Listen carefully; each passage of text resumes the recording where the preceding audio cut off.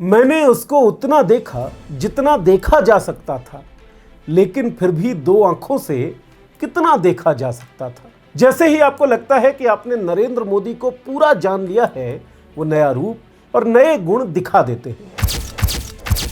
अप्रैल 2014 में मोदी की जानिब से लोगों को पता चला कि नरेंद्र मोदी के खून में धर्मनिरपेक्षता है। लोग इस बात को पचा ही रहे थे कि 1 सितंबर 2014 को पता चलता है कि नरेंद्र मोदी के खून में व्यापार है। लोग इसे डिकोड ही कर रहे थे कि 29 सितंबर 2014 को पता चलता है कि नरेंद्र मोदी के खून में लोकतंत्र है, और फिर 2025 में पता चलता है कि नरेंद्र मोदी की रगों में दरअसल खून है ही नहीं बल्कि सिंदूर है। अब भाई, जब खून ही नहीं बह रहा तो लोकतंत्र, व्यापार या धर्मनिरपेक्षता है कहां? नरेंद्र मोदी शब्दों के बाजीगर माने जाते हैं। सिंगल स्क्रीन थिएटर्स में चलने वाले डायलॉग्स बड़ी आसानी से रच लेते हैं, लेकिन समस्या यह है कि उनके सारे मुहावरे जमीन पर फुस से दिखते हैं।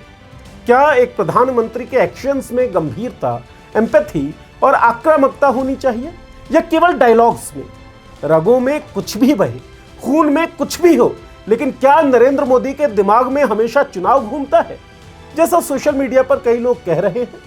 डेमोक्रेसी, व्यापार, धर्मनिरपेक्षता, मोदी के अनुसार यह सब उनके खून में है। तो फिर इन फ्रंट्स पर भारत पिछड़ क्यों रहा है?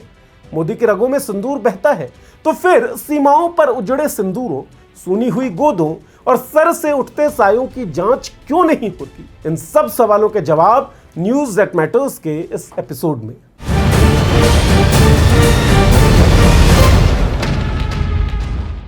नमस्कार, मैं हूं नीरज और आप देख रहे हैं मॉलिटिक्स। आपने एक कहावत सुनी होगी कि गरजने वाले बादल बरसते नहीं। मतलब जो बहुत बोलता है वो दरअसल कुछ कर नहीं पाता। क्या नरेंद्र मोदी पर यह कहावत चरितार्थ होती है? बात उनके 4 बयानात और बयानात से कंसर्न जमीनी स्थिति की। शुरू करते हैं ताजे बयान से। मोदी की रगों में गरम सिंदूर बहता है। मोदी की नसों में लहू नहीं, गरम सिंदूर बह रहा है। मोदी ने यह बयान ऑपरेशन सिंदूर के संबंध में दिया। आशय यह जताना हो सकता है कि महिलाओं के सिंदूर की रक्षा करने के लिए मोदी प्रतिबद्ध है। पहली बात तो यह कि बयान नारी विरोधी है, जो महिलाओं को पुरुषों पर डिपेंडेंट बताने की कोशिश कर रही है और उनकी पूरी व्यक्तित्व, उनकी पूरी शख्सियत को सिंदूर के इर्द गिर्द बुन रही है। लेकिन इतने वैचारिक मुद्दों की गहरी समझ की उम्मीद राजनेताओं से क्या ही की जाए। सो बयान के पीछे के आशय पर बात कर लेते हैं। जैसा कि मैंने पहले बताया, मोदी के इस बयान का आशय हो सकता है कि महिलाओं के सिंदूर की रक्षा करने के लिए मोदी प्रतिबद्ध है। लेकिन पहले पुलवामा में 40 जवानों की हत्या होती है। जम्मू कश्मीर के तत्कालीन गवर्नर सत्यपाल मलिक मोदी पर आरोप लगाते हैं कि सुरक्षा चूक जिसके कारण पुलवामा हमला हो पाया, उस पर मोदी और डोभाल ने उन्हें चुप रहने के लिए कहा था।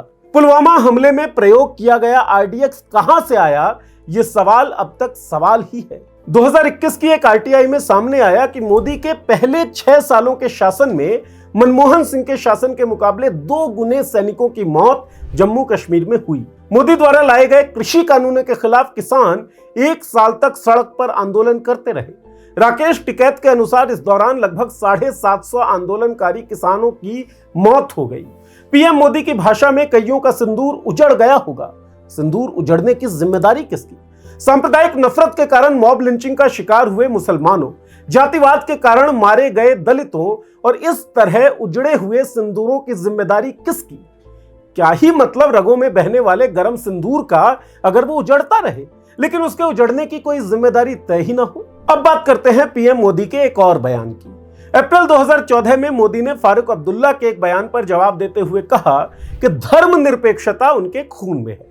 इसके बाद मोदी देश के प्रधानमंत्री बने और धीरे धीरे खून में बहने वाले धर्मनिरपेक्षता की जगह देश में भी कम होने लगी। इतनी कम हुई कि कर्नाटक से बीजेपी के एक सांसद अनंत हेगड़े ने ऐलान कर दिया कि सुनिश्चित कीजिए कि बीजेपी को 2/3 बहुमत मिले ताकि संविधान की प्रस्तावना से सेक्युलर शब्द हटाया जा सके।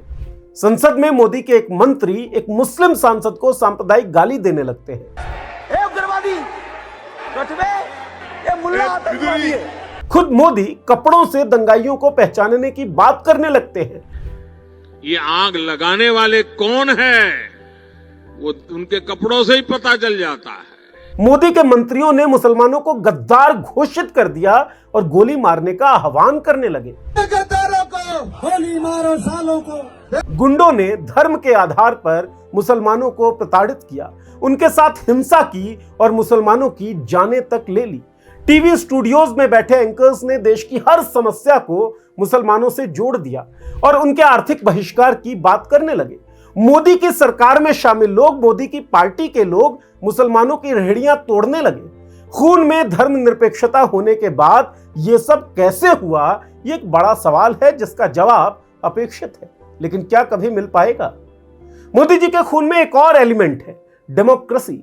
लेकिन आपको जानकर हैरानी होगी कि वैराइटीज ऑफ डेमोक्रेसी ने 2017 में भारत को डेमोक्रेसी की जगह इलेक्टेड ऑटोक्रेसीज की सूची में डाल दिया और 2017 से अब तक भारत उस सूची से बाहर नहीं निकल पाया है। डेमोक्रेसी इंडेक्स की बात करें तो 179 देशों की सूची में भारत 100वें स्थान पर है।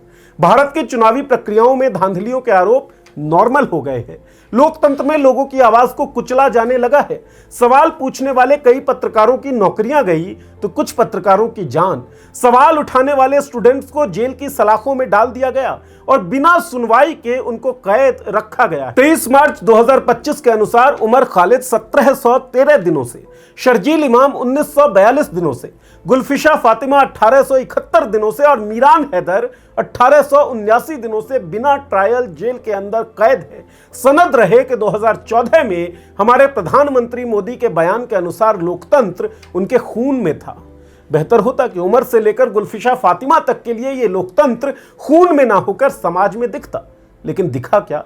मोदी के खून के एक और एलिमेंट की बात कर लेते हैं। वो एलिमेंट है व्यापार। मोदी जी ने कहा था कि वो गुजराती हैं और व्यापार उनके खून में है। बीइंग गुजराती मेरे ब्लड में कॉमर्स है। लेकिन क्या आप जानते हैं कि 2023 और 24 केवल 2 सालों में 28,000 से ज्यादा स्टार्टअप्स बंद हुए हैं। 2019 से 22 तक हर साल लगभग 9,600 स्टार्टअप्स खुलते थे, लेकिन 2024 में केवल 5,264 स्टार्टअप्स ही खुले और अप्रैल 2025 तक इस साल केवल 125। जिस देश के प्रधानमंत्री के खून में व्यापार होगा, उस देश में व्यापार की स्थिति ऐसी तो नहीं होनी चाहिए ना। उस देश के करेंसी की वैल्यू गिरने में रिकॉर्ड कायम करे, ये तो अजीब है ना, लेकिन ऐसा है। 2014 में जब मोदी प्रधानमंत्री बने थे तब एक अमेरिकी डॉलर की वैल्यू थी 62 रुपए 33 पैसे। इसके बाद कभी भी ये वैल्यू कम नहीं हुई बल्कि बढ़ती चली गई। 2025 में एक अमेरिकी डॉलर 86 रुपए 83 पैसे पर पहुंच गया। क्या फायदा ऐसे व्यापार का खून में होने का जो देश को फायदा तो नहीं ही पहुंचा रहा है, नुकसान जरूर करवा रहा है। दरअसल एक साधारण सा मनोविज्ञान है। आप उन सपनों या इच्छाओं के बारे में जोर जोर से बात करते हैं जिनके बारे में आपको लगता है कि उन्हें आप पूरा कर ही नहीं सकते। क्या मोदी के ये सारे बयान इस मनोविज्ञान से जुड़े हुए तो नहीं है?